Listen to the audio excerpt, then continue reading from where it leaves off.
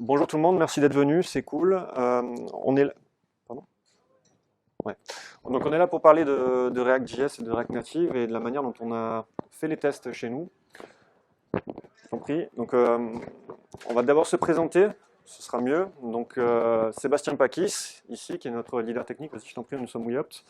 Donc full stack développeur et leader technique. Je suis Rémi Gélibert, donc le CTO de la startup. Nous avons un parcours en commun. Nous étions chez Soprasteria tous les deux il y a encore un an, juste à côté. Je vois des anciens de Sopra. Toi, je te vois. Toi aussi. Donc nous sommes 6 dans la société aujourd'hui, donc 6 orientés plutôt à IT, Dev. Notre objectif, c'est d'être le partenaire principal des casinos dans le monde entier. Notre métier est autour du poker. Donc, notre idée, c'est vraiment de fournir en gros à tous les joueurs de poker en live les disponibilités de toutes les tables dans tous les casinos du monde. Donc pour ça, on a fait une application mobile qui s'appelle First Land of Poker, donc qui est en production depuis 6-7 mois maintenant, depuis avril, et qui est en fait dans un premier temps un réseau social pour les joueurs de poker, donc ils peuvent partager leurs mains, leurs vacances, etc., faire des hashtags et compagnie. Et en plus de ça, donc on a un autre outil qui permet au casino donc de mettre les disponibilités qui sont en cours chez eux, d'accepter des réservations, des trucs comme ça, au niveau, mais vraiment spécifiques au poker. Donc ce produit s'appelle Flopad et on est en train de le construire et on a un partenariat avec le casino Croisette donc à Cannes pour faire ce produit ensemble. Important, donc nous sommes à Monaco. Voilà, ça j'ai fait. Alors, avant de commencer sur comment on a fait techniquement, j'aimerais parler aussi un peu de la littérature et pourquoi tester. Quand on parle de test aux gens et dans les entreprises, moi j'ai été architecte donc chez Soprasteria pendant des années, j'ai fait beaucoup de consulting et il se trouve qu'il n'y a pas beaucoup d'applications dans lesquelles il y a des tests unitaires, des tests de développement, on va appeler ça. Ce qui se passe dans les discours des gens en général quand on va discuter avec eux, c'est de se dire, bah, le développeur, lui, il pense tester, c'est douter, en gros. Tester, c'est douter de soi, douter de ce qu'on fait. Et on a très bien compris le métier, on a très bien compris ce qu'on doit faire, donc on ne fait pas de test unitaire, ça ne sert à rien. Il y a un deuxième gimmick qui ressort très souvent, ça c'est plutôt orienté entrepreneur, c'est se dire, soit on teste, soit on sort un produit. En gros, si on fait des tests unitaires dans un produit, on ne le sort jamais. Pourquoi? Parce que c'est un gros coût, un énorme coût. Alors, moi, ce que j'aimerais dire contre ça, c'est tester, c'est pas forcément douter, c'est avoir conscience qu'on peut avoir des failles, et surtout, c'est comprendre que se mettre en tête, en fait, plutôt que, avant de rentrer dans le code directement, il faut penser au métier, à ce qu'on doit faire. Trop souvent, les gens, ils lisent leur business rule, ok, ils implémentent, et puis après, ils passent à un autre sujet. Il faut penser d'abord au métier, à ce que ça doit faire, à l'intégralité, à toutes les dépendances qu'on peut avoir avec les autres sujets, et ensuite mettre le code. On va parler après des méthodologies. Donc ça permet en fait aux développeurs d'avoir une meilleure connaissance de ce qu'ils doivent faire et de développer avec plus de qualité. Le coût du test, on est d'accord, faire un test unitaire, ça a plus de coûts, en fait. Pas forcément, parce qu'il y a un coût d'initialisation, effectivement, il y a toujours un socle technique qui est plus ou moins facile à mettre en place. On en parlera après. Mais il faut bien se dire qu'un problème qu'on détecte en développement, donc tout de suite, on peut mettre 1 heure à le corriger. Un test qu'on détecte en qualification, ça peut prendre 1 journée de travail à tout le monde pour le détecter. Et en production, ça peut aller jusqu'à 4 jours. C'est-à-dire que toute la chaîne complète, du développement jusqu'à l'intégrateur, le travail, en fait, il est fait pour rien. Parce qu'on a une issue qui potentiellement est critique en plus. Donc faire des tests, c'est aussi gagner en qualité. Qualité globale de l'application. C'est-à-dire qu'on ne peut pas faire une application. L'idée, c'est quand même quand on fait une application mobile, par exemple, quand on fait un site web, c'est que le site il soit pérenne. C'est pas dire dans 6 mois, on n'y pense plus. Non, c'est penser aux gens qui vont arriver dans un an, qui vont peut-être mettre les mains dans le code et peut-être mettre une issue dans notre code qu'on avait fait avant. Et là, si on a fait un test unitaire, on se rend compte tout de suite qu'il y a un problème. Donc ça permet d'éviter ce qu'on appelle la non-régression. Et il y a un exemple un peu frappant, donc merci Alexis, notre alternant qui est là, de me l'avoir donné. C'est la fusée Ariane 5, donc en 96, je crois, si je ne fais pas d'erreur, qui en fait a eu un crash lors du lancement à 300 mètres d'altitude. Et le rapport qui a été fait par les dizaines de personnes qui ont fait l'audit du problème, se sont rendus compte qu'en fait, qu'avec un simple test unitaire, ils auraient pu éviter le problème. Ils auraient pu. Encore faut-il faire le bon test unitaire, on est d'accord, mais ils auraient pu détecter avec un test unitaire. Donc comment tester? Il y a plusieurs méthodologies, il y en a plusieurs qui sont à la mode, le FDD et le BDD, qui sont plutôt des méthodologies, on va dire, d'équipe, mais on a aussi le TDD, qui est plutôt une méthodologie unitaire du développeur, donc le Test Driven Development. C'est se dire, pour chaque développeur, qu'il doit créer son test unitaire avant de développer. Donc on crée son test unitaire, et ensuite on développe. Ça permet en fait de penser au métier avant de penser au code. Donc ça permet de prendre de la hauteur. Donc on crée notre test, on s'aperçoit qu'il est fail, on le lance, on s'aperçoit qu'il est fail, on développe notre feature, soit il est fail, soit il est OK, et ainsi de suite. Donc je dis un test unitaire, mais il peut y en avoir plusieurs. Il faut penser à tous les cas de test, ou du moins tous les critiques. Il y a plusieurs types de développement de tests. Alors ça c'est important, enfin de tests de développement. C'est important de comprendre la différence entre un test unitaire, un test d'intégration et un test end-to-end. Un test unitaire, il va s'occuper plutôt d'une fonctionnalité unique, qui n'a pas besoin de dépendance, etc. Par exemple, il y a un cas concret qu'on a eu il n'y a pas longtemps, quand on a une fonction qui prend en entrée une date de naissance, on calcule l'âge, on n'a pas besoin de dépendance, d'appeler, je sais pas, une base de données pour aller chercher quelque chose quelque part, etc. Donc on peut faire un test unitaire uniquement du calcul de l'âge. Un test d'intégration, lui, c'est un composant qui dépend potentiellement d'autres, qui va aller sauvegarder la donnée en base de données ou qui va aller en chercher, qui fait des choses. Donc ce composant-là, on va le tester dans son intégration globale. C'est-à-dire qu'on va, par exemple, si on a un service qui crée un compte en fonction d'un mail, d'un mot de passe, d'une date de naissance, ben là, ce qu'on va faire, c'est on va appeler ce service dans son intégration totale. On va vérifier que les conditions sur l'âge sont respectées. Par exemple, si on interdit les gens qui ont moins de 18 ans, c'est notre cas par exemple dans le poker.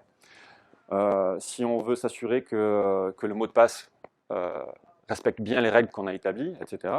Et donc on va vérifier avec plusieurs appels différents que soit il y a pas, la donnée n'est pas inscrite en base de données ou qu'elle est inscrite physiquement. Donc vraiment toute la chaîne complète est testée dans le test d'intégration. Et le end-to-end, après, ça c'est plutôt quand on a plusieurs applicatifs qui sont différentes et qui dépendent les unes des autres.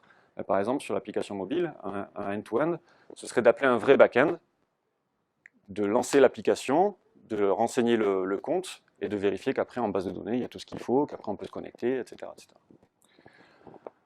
Chose importante, quand on teste, on intègre ça à une CI, donc une intégration continue. Je ne sais pas si ça parle à tout le monde, mais en gros, c'est se dire qu'à chaque commit, moi c'est ce que je fais, après c'est peut-être un peu extrême, mais il y en a qui le font par exemple tous les soirs, un nightly build, vérifier que ces tests sont toujours valables. Voilà. Quand il y a quelqu'un qui code quelque chose, que tous les tests qu'on a réalisés sont encore valables, qu'ils passent tous, et évidemment ne pas pousser en prod ou en qualification si les tests sont faits. Il y a quelque chose d'important aussi, c'est de calculer la couverture de test. Alors, la couverture de test, c'est savoir à peu près combien de branches sont couvertes par les tests unitaires. Ça, tous les frameworks de tests le font maintenant. Et ça permet d'avoir une belle vision de ce qui est testé dans votre code. Et souvent, en fait, les équipes de test sont friands un peu d'avoir ces informations-là, même savoir qu'est-ce qui est testé ou pas testé. Important, hein, quand on teste quelque chose, on teste pas... on se focalise vraiment sur les choses qui sont critiques. On fait ça intelligemment, on ne va pas tester qu'un constructeur prenne bien le paramètre, même si parfois c'est important. Voilà, donc on va parler maintenant on va rentrer dans le vif du sujet. Je vais juste présenter... Oh, on ne voit pas bien. On ne voit pas mon nuage. Je suis un peu déçu. Ouais, ok, d'accord. Ouais, mais justement, en fait, j'ai mis haut exprès, c'était un effet de style. Donc en fait, globalement, hein, c'est un schéma très archaïque. Donc en fait, on a tout notre back-end au niveau WeOpt qui est dans le cloud AWS, donc Amazon. Et on a plusieurs endpoints qui vont appeler ce back-end. Donc on a 2 sites web qui parlent donc de nos marques, une application mobile, et on a aussi maintenant Flopad, notre produit qui sert au casino de renseigner leur dispo et de gérer les joueurs de poker.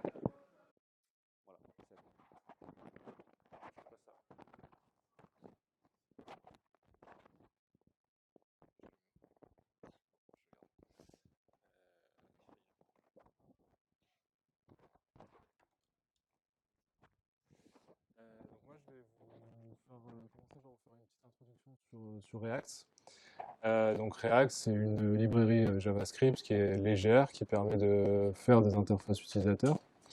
Le principe de React, c'est que c'est une technologie qu'on va prendre une fois et qu'on va pouvoir utiliser partout. Enfin, anywhere, c'est plutôt dire on va pouvoir faire à la fois du web et à la fois du mobile avec les principes de React. C'est une librairie qui est maintenue par Facebook. Donc la philosophie, c'est vraiment d'être axé composant et de travailler donc, en faisant des composants les plus isolés et réutilisables possibles, les plus fins. Et on va avoir notre écosystème de composants React comme ça. C'est un langage qui est performant. Donc là, vous avez un peu une schématisation enfin, très succincte de ce qui se passe au niveau de React. Donc on a notre DOM. On va avoir un event qui va être trigger, donc un clic sur un bouton ou quoi que ce soit. L'app va prendre le relais pour builder un DOM virtuel. Donc ça va être une copie du DOM qui prend en compte la modification qui a été effectuée. Et ensuite, il va y avoir un principe de réconciliation. Donc en fait, il va y avoir des algorithmes qui vont faire une différenciation entre le DOM virtuel et le DOM pour isoler la partie du DOM qui a été changée et pour n'impacter que cette partie-là. Et c'est une librairie qui est facile à tester. Bon, on confirmera à la fin de la présentation. Petit laïus donc, sur React Native également. Donc React Native, ça permet de créer donc, des cross-platform native apps. Donc on va avoir un socle commun JavaScript et on va pouvoir builder des applications Android et iOS notamment. On va pouvoir garder tous les bénéfices de React.js. Donc on va pouvoir utiliser quasiment la totalité du framework React.js sans problème.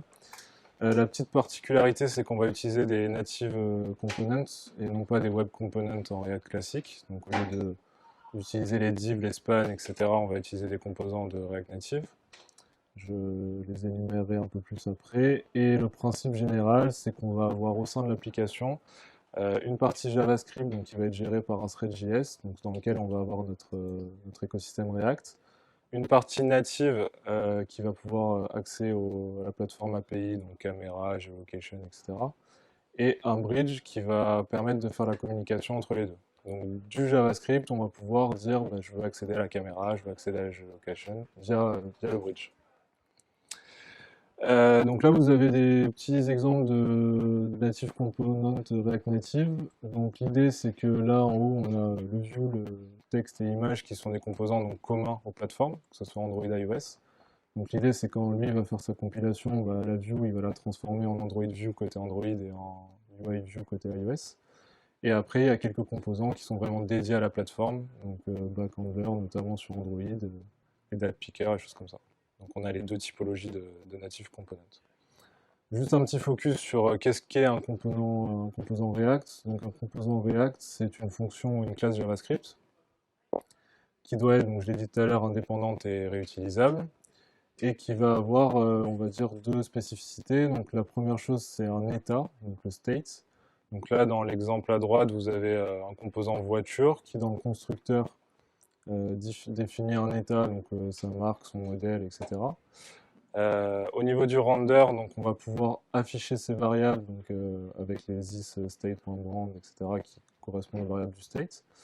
Et là, on a un petit bouton en bas qui, sur le clic, va appeler la méthode changeColor qui va aller modifier une valeur de ce state, donc il va changer la couleur. Et du coup, ça va automatiquement entraîner un re-render du composant, et donc dans le texte en dessous, on aura la nouvelle couleur qui va être affichée. Et on a également des props. Donc les props, ça va être des paramètres qu'on va pouvoir passer à notre composant. Donc on va pouvoir lui passer des valeurs, mais on va pouvoir aussi lui passer des callbacks. Si on veut que le composant du dessus puisse réagir à l'action d'un de ses composants enfants. Donc là, vous avez une petite schématisation toute simple. Hein. On a un composant parent qui passe des props au composant enfant. Le composant enfant peut gérer son state de façon autonome et peut renvoyer des callbacks à son parent si besoin. Donc là, on va parler un petit peu de l'architecture React qu'on a mis en place au sein de nos applications, donc à la fois React.js et React Native. Donc c'est juste pour comprendre un peu l'écosystème. Donc, comme je disais tout à l'heure, React c'est une librairie assez légère qui en fait dans un pattern MVC va représenter uniquement la view. Donc pour construire une application robuste React.js, on a besoin d'autres API. Notamment, nous on a fait le choix de partir sur Redux, sur le data management. Donc Redux, l'idée c'est qu'on va avoir un état global à l'application, donc ce qu'on appelle un store. Donc ça va être un arbre JSON qui va refléter vraiment l'état de l'application globale. Et on va avoir nos views qui vont s'abonner à ce store. Donc en fait, la view va pouvoir réagir à une modification d'une valeur au sein du store. Et on est vraiment dans un one-way binding ici, c'est-à-dire que si le store bouge, la view est mise à jour, mais si on tape du texte ou on fait des choses comme ça, le store ne sera pas mis à jour tout seul. On va faire du dispatch action Redux. Donc on peut prendre un cas simple, admettons que notre view elle affiche une to-do list. La to-do list est présente dans le store, donc il y a par exemple un item. On veut ajouter une to-do. Dans la view, on va faire l'action d'ajouter une to-do. On va dispatcher une action add to-do qui va être interceptée par ce qu'on appelle un réduceur. Donc réduceur, c'est une fonction qui va prendre l'état actuel de l'application, des paramètres, donc là, les paramètres pour ajouter la to-do avec le name, etc. Et qui va renvoyer un nouvel état. Donc là, il va renvoyer la to-do list avec la nouvelle to-do qui a été rajoutée, ce qui va mettre à jour la view automatiquement. On verra la nouvelle to-do.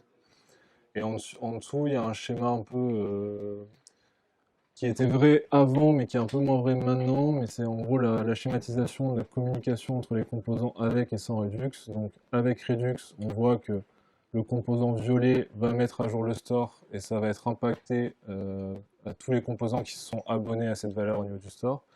Et sans Redux, au final, on est obligé de passer les paramètres par des props, et donc ça peut faire des communications un peu à droite à gauche, dans tous les sens.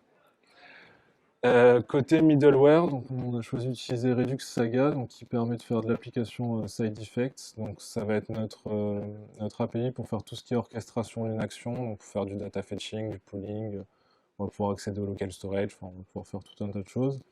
Et ce qui est intéressant, c'est qu'on va pouvoir démarrer, arrêter ou mettre en pause les threads par de simples actions Redux.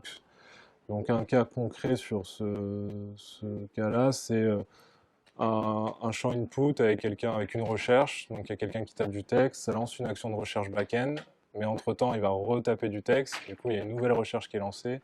Donc on veut pouvoir annuler la recherche précédente qui n'a plus aucun intérêt, donc pour des questions de performance. Donc là, je vous ai listé quelques effects qui sont disponibles. Et pour tout ce qui est routing et navigation, on va utiliser React Navigation. Donc il y a des composants qui sont buildés pour iOS et Android, qui est complètement customisable. Alors après, c'est une librairie qui au départ, au premier abord, est assez compliquée. Enfin, les concepts sont assez compliqués. Mais une fois qu'on a compris comment ça marche, on peut faire à peu près ce qu'on veut avec cette API. Donc là, je vais vous présenter, donc on a choisi de faire un petit sample sur cette démonstration pour les tests. Donc en gros, on est juste sur un petit formulaire de login où on set un email et un password. On a un petit loading qui s'affiche quand la request est en cours et on arrive avec un welcome qui affiche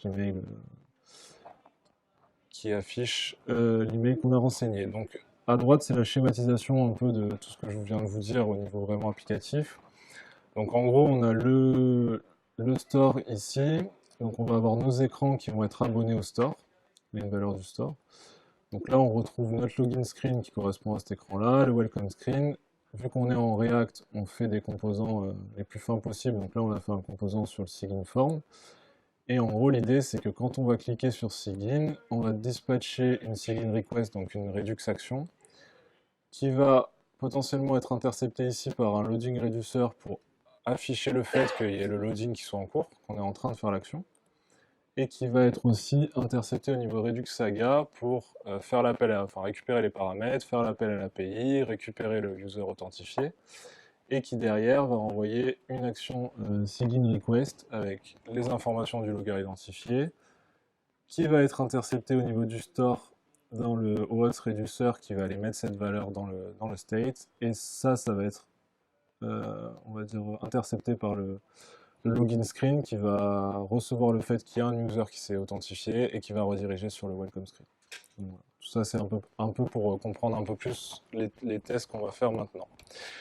Donc, au niveau des frameworks de test, donc, tout d'abord il y a Jest, qui est donc un framework de test JavaScript, qui est rapide et sécurisé, donc on peut faire du parallel run avec Jest. Donc il assure d'avoir un contexte complètement isolé pour chacun des tests qui sont donnés. On peut faire du code coverage juste en rajoutant un paramètre. On peut faire du watch mode. Il y a beaucoup de choses qui sont disponibles pour faire du mocking, donc facile. Nous, on va l'utiliser notamment pour faire moquer la partie native components, parce que si on est dans un contexte JavaScript pur, tout ce qui est vraiment natif, bah, on ne veut pas travailler avec. Et on peut faire du snapshot testing. Donc le snapshot testing, il y a un exemple un peu ici, ça va être le fait de, à un instant T, de faire donc un snapshot de notre composant, donc de créer un fichier .snap qui va avoir, enfin qui va être pardon, une représentation de ce style de notre composant. Donc on va retrouver des balises avec le style disponible, etc. Et je maîtrise pas le web total. Et donc, ce test va être joué à chaque exécution. Si on ne modifie pas notre composant, au prochain run, on va régénérer un snapshot, on va le comparer au snapshot de référence, ils vont être ISO, ça va passer, il n'y a pas de souci. Si par contre on modifie le composant, le snapshot va être différent du snapshot de référence, et là les tests vont être fails.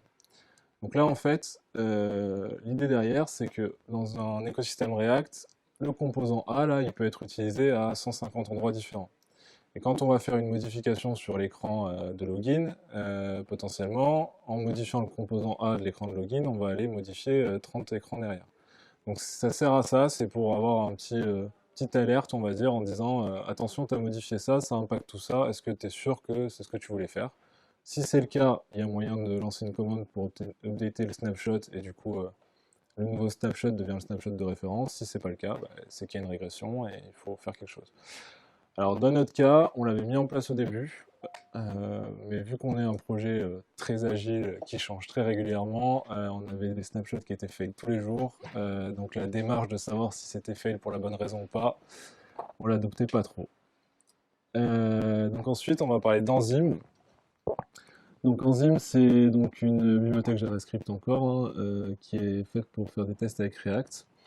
Donc avec Enzyme, on va pouvoir avoir des sélecteurs pour pouvoir récupérer nos éléments, pouvoir interagir avec eux et pouvoir simuler des actions. On va pouvoir simuler des clics, des changes, etc. On va avoir deux modes de représentation de notre composant avec Enzyme. On va avoir le shallow rendering qui en fait est vraiment dédié à faire du test unitaire. Donc tous les composants enfants qui seront au sein de notre composant, il ne va pas appeler la méthode render de ces composants-là. Ça va être vraiment des espèces de mocks, si vous voulez, des composants enfants. Et le full DOM rendering, où là, on va avoir une représentation complète de tout notre arbre avec les composants enfants, etc. Donc là, un petit exemple des deux modes de représentation. Donc juste pour introduire, voilà. Donc là, il y a un petit composant qui s'appelle MyButton. Très simple, qui a une touchable opacity qui vient de l'API React Native et une balise texte. Donc ça, c'est plus simple que ça, c'est difficile. Et là, ce que j'ai fait, c'est que j'ai représenté, donc en faisant un component.debug, je vous montre le code après, la représentation en shallow du composant et la représentation en full DOM rendering, donc c'est un mount. Donc en shallow, on voit qu'il m'a pas du tout représenté ce que c'était réellement la touchable opacity, c'est vraiment haut niveau. Et par contre, ici, bah, il m'a dit que, il a fait le render du touchable opacity, donc il y a un animated component, il y a une view, etc. Donc là, on est vraiment sur du full DOM rendering. Donc au niveau du code, le fait, pour faire un shallow, il faut juste importer donc, la méthode shallow d'Enzyme, mettre son composant React avec les propriétés qu'on veut, et derrière, pour l'afficher tel que je l'affiche dans la console, on peut faire un point debug. Et pour le mount, c'est pareil, sauf qu'à la place de shallow, c'est mount. Donc maintenant, on va essayer de se faire un peu un exemple de test unitaire et de test d'intégration, c'est quand même l'objectif. Donc là, on a notre petit composant de SIGINFORM, donc qui a une propriété onSigin qui est donc un callback qui va être déclenché, qu'on peut déclencher à la demande. On va avoir deux propriétés dans le state, un email et un password, avec deux méthodes pour aller modifier les valeurs. Donc ça change un peu de ce que je vous ai montré tout à l'heure, mais c'est en utilisant les hooks, c'est la nouvelle syntaxe React. Et notre composant, il est composé donc, de deux text inputs qui correspondent donc à l'email et au password, donc qui sont branchés sur la value et sur le unchange text au state que j'ai défini en haut. Et il va avoir notre petit bouton sigin, et sur le press du bouton, il va appeler la méthode unsubmit qui est ici, qui va faire un console.log de email et password et qui va appeler le callback qu'on y a passé. Donc, voilà. Ça, c'est notre composant. Donc si on regarde comment tester ce composant unitairement, donc on va définir tout d'abord une fonction gest mock. Donc pourquoi une fonction moquée? C'est parce qu'on va pouvoir derrière faire des asserts sur combien de fois elle a été appelée, avec quel composant elle a été appelée, donc ça va pouvoir nous permettre de valider l'appel de cette fonction. Donc sur le before each, on va faire un shallow comme tout à l'heure du sigin form en passant dans la propriété onSigin la mock fonction. Et là on va avoir deux petits tests. Le premier test, c'est de vérifier que notre composant contient bien, donc fait un find sur la balise text input et qu'il y a bien deux text input dans le composant, donc très simple. Qu'il y a bien également un composant qui s'appelle myButton. Et le deuxième test, un peu plus intéressant, c'est donc ça va être de remplir le formulaire et de lancer le submit. Donc pour remplir le formulaire, on va donc récupérer l'email input en cherchant les text input, et dans la liste des text input qu'on a récupéré, on va pouvoir faire un find where et rechercher l'élément dont la props test ID est égale à email sigin input. Donc si on revient sur le sigin form, cette balise-là, c'est vraiment une balise dédiée au test, pour Enzym et pour aller récupérer l'élément qui va bien. Donc une fois qu'on l'a récupéré, on va pouvoir accéder à ses propriétés. Donc on va juste déclencher un unchange text en lui passant l'email qu'on a passé en paramètre. On fait la même chose pour le password. Et sur le bouton, on va chercher donc notre composant myButton, pareil, dont le test ID égale sigin bouton, et on va déclencher la méthode onPress du bouton pour simuler le clic. Et au niveau des assertions, on va vérifier que la mock sigin fn a été appelée une fois. Bon, je vous épargne le détail de la syntaxe, hein, c'est pas forcément très facile à voir au début, et que les paramètres qui ont été passés à ma méthode, c'est bien les paramètres email password que j'ai seté en haut.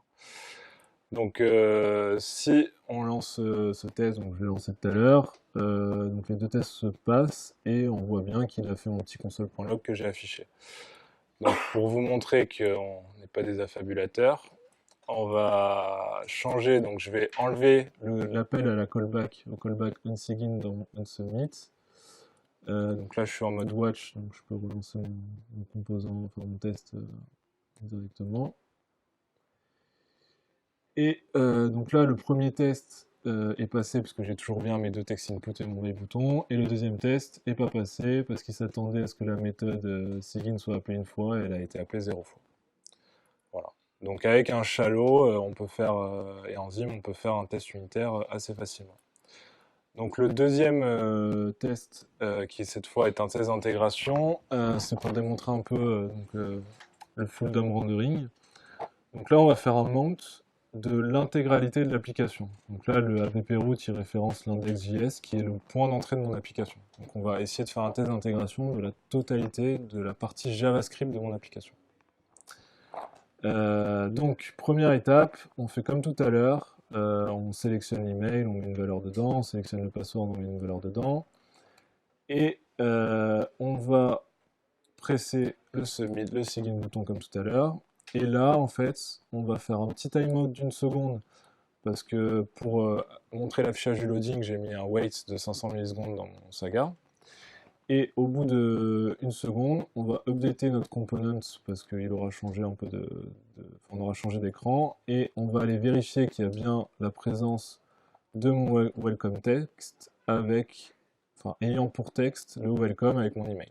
Donc là, on fait vraiment la chaîne complète. Et du coup, là, on a l'exécution. Donc j'ai mis des petits logs pour voir un peu ce qu'on a fait. Donc on est bien passé dans le submit, dans mon sign form. Dans ma page login, on a bien fait le dispatch d'une sign request. Dans mon auth.ts de Saga, on a intercepté la sign request, donc la type auth sign request avec en payload l'email et le password. Dans le Saga, j'ai pas fait d'appel à une API pour la démonstration, mais voilà, je renvoie un utilisateur authentifié donc dans le sign request. Le login intercepte cette modification et fait la redirection vers la home. Donc là, on peut tester vraiment la totalité de la partie JavaScript quasiment. Et là, on voit le code coverage de geste sur ce test-là. Et donc, on peut voir qu'il fait... c'est un peu décalé là, non? On peut voir qu'il passe à peu près partout. Il va passer dans les screens, il va passer dans les composants, dans la partie Redux, dans la partie Saga, enfin voilà, un peu partout. Donc là, on a quand même des outils pour pouvoir faire des tests unitaires et des tests d'intégration poussés sur la partie JavaScript.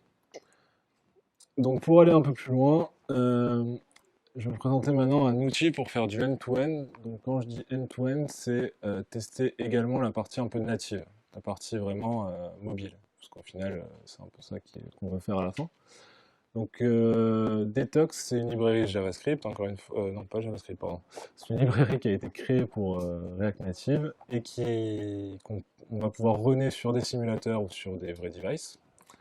La configuration est assez facile à mettre en place. À l'époque, j'avais essayé de mettre un autre framework qui s'appelle Appium, mais en niveau configuration, c'était un peu, enfin, j'avais trouvé ça assez compliqué, donc j'avais un peu abandonné. Et vu que c'est un framework qui va venir avec ses actions et ses expectations, donc là il y a quelques exemples ici. Donc si on fait la démo de ça, je vais d'abord vous montrer donc le test detox. Donc voilà, donc ça c'est un test, un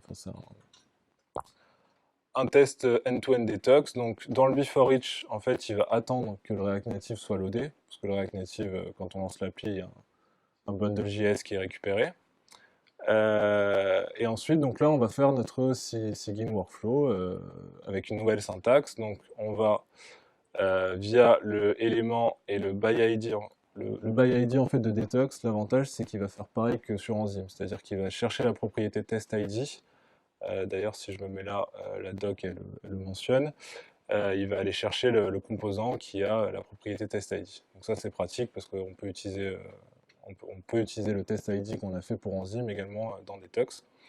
Donc il va récupérer l'élément email sign input, il va vérifier qu'il est visible, pareil pour le password. Il va remplir les champs donc en faisant un type text des emails et passwords qu'on a positionné au-dessus. Il va presser donc avec le point tab sur le sign bouton. Et à la fin, il va attendre que le welcome text il soit visible et il va vérifier que le texte c'est welcome avec l'email. Donc là, dans ce cas-là, on n'a pas besoin de mettre de timeout parce que le expect de detox il va faire un wait vraiment du moment. Il y a un timeout sur le wait et si au bout de X secondes l'élément n'apparaît pas, ça va être fait. Donc si on lance le test, donc ce qu'il va faire, si tout se passe bien, voilà, il va ouvrir l'application sur l'émulateur. Je dis bien, il va ouvrir l'application sur l'émulateur. Ah. Le problème, c'est que si je le chauffe un peu à gauche, je vais perdre le... Allez, on y va.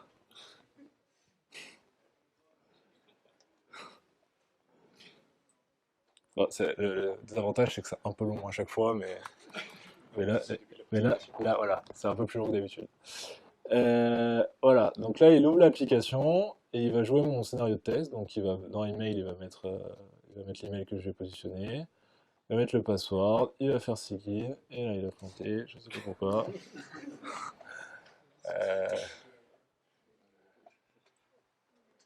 Bon, voilà, il a planté. Il a planté, on va retenter en le fermant. C'est fait démo, ouais. Euh, Ah,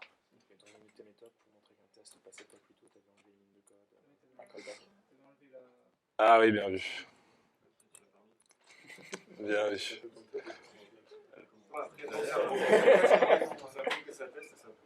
Ah, c'est pas des vidéos qu'on lance, voilà.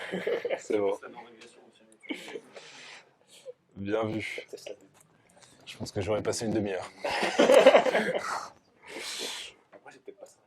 Si, je pense que ça, bah, tout à l'heure il passait, alors après, Peut-être que Detox, il... ouais, c'est bon. Avec Detox, ce qui est pas mal, c'est qu'on peut aussi avoir du vidéo recording sur les exécutions de tests, on peut avoir des screenshots, on peut avoir il y a des différents artefacts pour savoir ce qui s'est passé.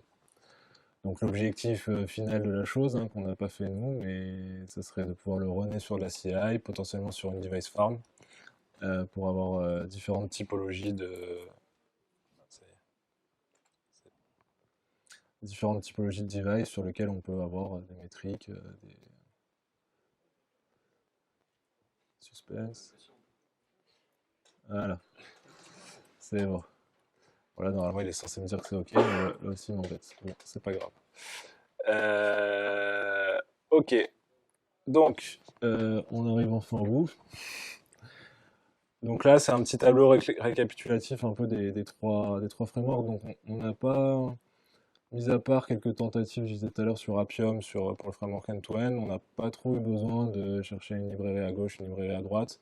Je sais qu'il y en a d'autres qui existent pour faire du test React, mais avec celle qu'on a utilisée là, on n'a pas trop de limitations. Donc au niveau de la complexité pour la configuration, donc, les trois, c'est assez facile. Pour l'intégration, donc Jest Enzyme, il n'y a rien à faire, c'est très simple. Detox, c'est un peu plus compliqué, bah, forcément, il faut avoir une image Docker sur laquelle on a un émulateur, lancer l'émulateur, lancer l'application, etc. Il y a un peu plus de travail. Sur la partie test unitaire, donc les gestes enzymes, pas de souci. Intégration, test d'intégration plutôt privilégié enzyme, parce qu'avec Jest, on fait du mock, donc normalement on fait pas de test d'intégration. End-to-end testing, donc c'est Detox, il n'y a pas le choix.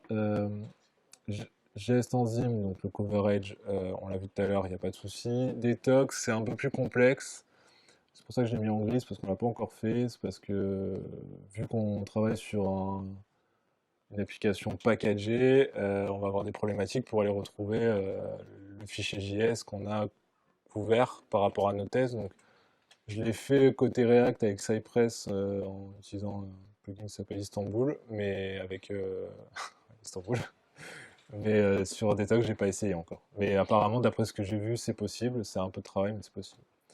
Donc voilà, Detox, on peut faire du vidéo recording. Et ce qui est intéressant, c'est que vraiment la partie geste enzyme, c'est full compatible avec React. C'est vraiment la même chose. Et pour le end-to-end en React, du coup, ce que je viens de dire tout à l'heure, c'est qu'il faut utiliser Cypress. Enfin, on a utilisé Cypress, c'est pareil, ça lance un browser, émulateur. Et ça, niveau CI, on l'a même intégré côté CI, c'est beaucoup plus facile, quoi. Donc voilà, dernier slide. Pour aller plus loin, donc ce qu'on aimerait mettre en place, c'est, on n'a pas vraiment testé avec Detox que on peut faire vraiment du 100% de tests sur des accès à la caméra, à la géolocation. Dire ok, j'ouvre la caméra, je pense qu'il n'y a pas de souci. Par contre, dire je récupère une photo, enfin j'ouvre la galerie, pardon, il n'y a pas de souci. Par contre, je récupère une photo, quelle photo, comment je la récupère, etc. Ça, je sais pas, on n'a pas essayé.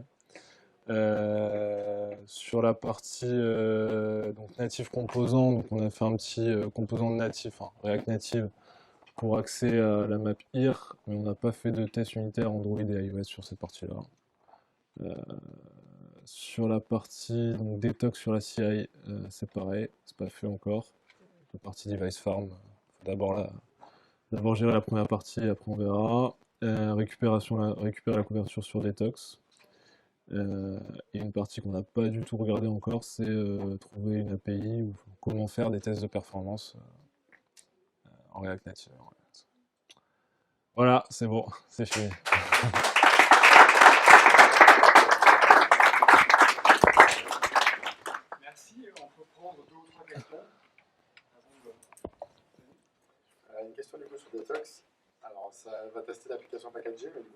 tester une application qui n'a pas été faite avec React forcément? Ou c'est vraiment spécifique à React Native? Detox, je crois que c'est vraiment spécifique à React Native. Je crois que c'est écrit pour React Native. Et en termes de vitesse d'exécution, est-ce que c'est les tests sont non exécutés? Bah, tu l'as vu un peu, ouais. Après, c'est un limite, mais après, une Le... fois que c'est limite, est-ce que ça va plus vite? Bah, on n'a pas vraiment de chaîne. Enfin, on l'a assez peu utilisé. On l'a utilisé vraiment sur la partie, on va dire, login. Donc, je peux pas te dire si tu fais 15 textes, enfin 15 tests, putain, avec Detox, si les temps d'init à chaque fois sont longs. Je pense que l'application, elle installe qu'une fois. Après, ça va être long, quoi. C'est le genre de test, je pense qu'il faut les faire tourner typiquement pas à chaque commit, quoi. Genre une fois par jour, une fois par semaine, avant la mise en prod, avant le staging. Enfin, je pense que c'est quand même assez long, quoi. Surtout que là, c'est sur un ordinateur assez performant, machin, etc. Suivant où tu le fais runner sur une CI, tu peux vraiment avoir du temps, quoi. D'autres questions? Il y a juste un truc qu'on n'a pas abordé. C'est tous les frameworks qu'on a, c'est pour faire du React Native ou du React.js. Peut-être pas Detox, d'ailleurs, Detox, ça marche sur Non. React.js. On peut faire aussi bien les tests sur React Native que sur React.js. Par contre, les composants, est-ce qu'on peut les utiliser entre React.js et React Native? Non. En fait, c'était ça un peu le learn once et run everywhere, c'est que donc les, on va dire les concepts React sont utilisables dans les deux, mais par contre les composants sont vraiment différents. Il y en a un, il se base sur du HTML, donc des divs, des spans, etc. Et l'autre, il se base sur des native components de React Native. Donc à l'heure actuelle, en tout cas, j'en ai pas connaissance. Hein. Potentiellement, il y a des frameworks qui sont sortis pour le faire. Mais à l'heure actuelle, voilà, si on peut pas réutiliser les composants dans les deux cas. Quand je dis les composants, c'est aucun composant, quoi. Vraiment, c'est niet. Oui. Ah. Juste pour enchaîner sur ce point, l'API c'est vraiment la même après? Tout le lifecycle? Ouais, si, c'est pareil. C'est pareil. Lifecycle des composants React, que ce soit dans un truc React Native ou React, c'est pareil. Et React Native se base sur une version de React. La dernière version de React Native, elle utilise les hooks. Enfin, voilà. T'as les warnings, les mêmes warnings qu'en React. C'est vraiment tout pareil. Oui. Du coup, ma question, j'étais pas au début de la conférence, désolé. Mais du coup, est-ce que, ça c'est une question personnelle, est-ce que vous avez déjà utilisé React Native avec justement GraphQL, Apollo par exemple, Non, non, C'est juste. non. Ça, je pourrais pas te dire, on n'a jamais utilisé. Je suis curieux par rapport à la maintenance des tests end-to-end. À quel point c'est. Sur le detox? Ouais. Bah, je pense que les tests end-to-end, ça doit vraiment être fait. Enfin, on peut pas tout tester en end-to-end, je pense. Il faut vraiment y aller sur des cas vraiment très particuliers. En fait, je pense que c'est plus une problématique au niveau de tests d'intégration enzyme, parce on va vouloir tester beaucoup plus de choses que sur les tests end-to-end. Je pense que les tests end-to-end, faut les privilégier sur des choses où on a un doute sur le fait que si ça s'est runné sur un device, il y a un problème. Des accès aux plateformes API, bon, on l'a pas fait, mais c'est à privilégier. Après, vraiment, sur les tests d'intégration enzyme, on peut vraiment la partie JS la tester à fond.